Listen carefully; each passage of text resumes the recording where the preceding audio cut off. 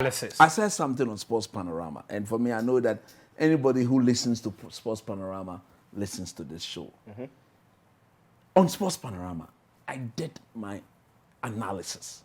And what I said was that I don't think any of the managers will get it wrong in terms of tactics and team selection. There's too much at stake. There's too much at stake. I mean, you were seated right by me. These were my words. And I said that I expected Chelsea to have a back three that would transit into a back five with two holding midfielders, Jorginho and N'Golo Kante. And I did say that in front of them, though, I expect to see Mason Mount, Pulisic, and then Kai Havertz. I also said that if they were to bench Kai Havertz and play Timo Werner, he will only score disallowed goals.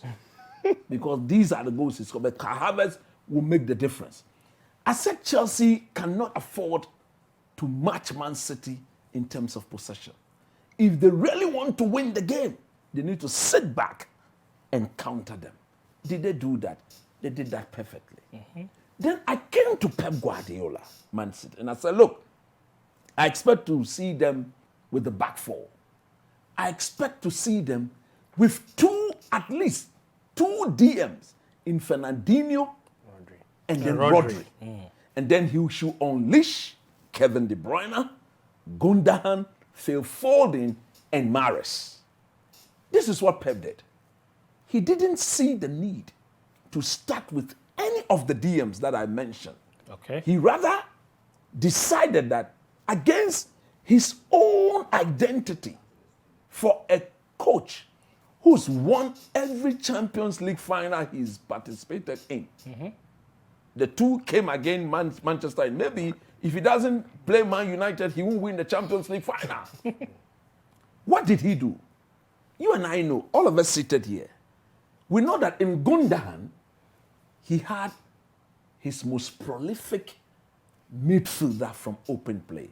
Rather, he decided that he would rather use his goal-scoring machine from the middle as his DM. He's never been a DM. He will never be one. You're talking Gundogan. I'm talking Gundogan. Two, he used Kevin De Bruyne as a false number 9. It was so shocking to me. How can you have your best passer of the ball not being the one passing the ball, but rather being the one to receive the ball with his back to goal? I've never seen that from such an experienced manager. Look, until the game yesterday, I have said that there are some very good look, there are best managers, but Pep Guardiola is the best of the best. Right.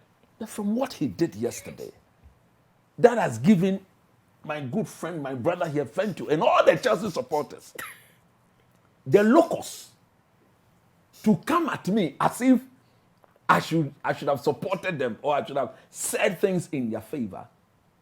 He loses my respect completely. Pep has lost your respect. Not as the best of the best.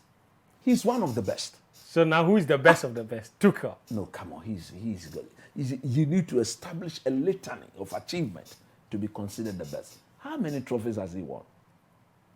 To hell. How many trophies? Let's focus on to hell. He's not won any. This is his first major continental trophy. I respect him for that.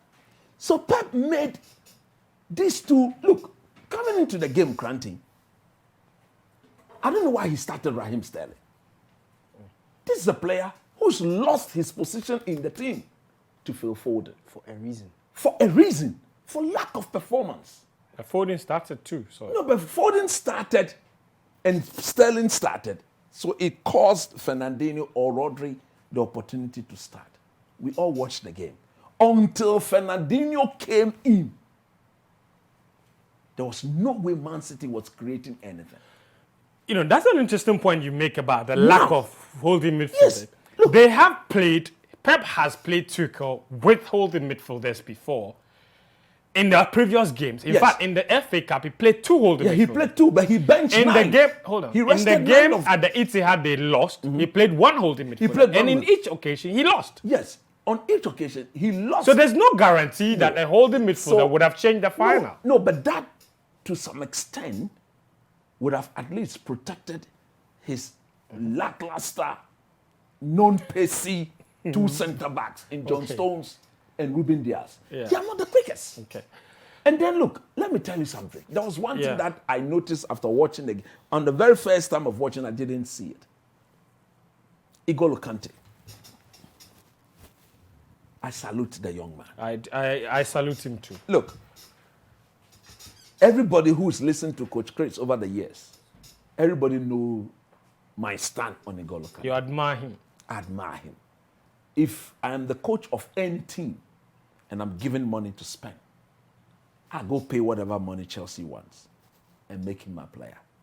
Yesterday, goodness me. Brilliant. Absolutely world class. 4 man of the match performances from the semi-final, So when you quarter-final, all the way to this. When you go back to the video you played about me, You mentioned which N'Golo Kante. I said he's the one Chelsea needs to play in the Champions League final.